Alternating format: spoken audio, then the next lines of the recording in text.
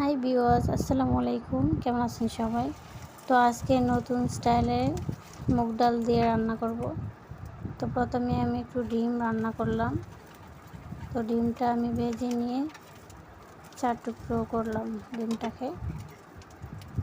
তো তারপরে আমি ডিমটাকে রেখে দিব।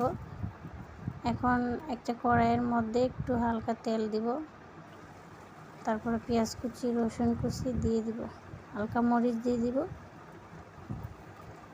তারপর আমি কিছুক্ষণ নাড়াচাড়া দিয়ে ডালটা ঢেলে দিব। ডালটা প্রথমে আমি সিদ্ধ করে রেখেছিলাম, তারপরে আমি ঢেলে দিলাম। এখন কিছুক্ষণ সিদ্ধ হওয়ার পরে আমি ডিমগুলো দিয়ে দিচ্ছি। এক এক করে আমি সবগুলো ডিম দিয়ে দিলাম। তারপর কিছুক্ষণ নাড়াচাড়া দিবেন। দেওয়ার পরে আপনি ওয়াও, দেখেন কত সুন্দর হয়েছে, অসাধারণ, সত্যি অসাধারণ।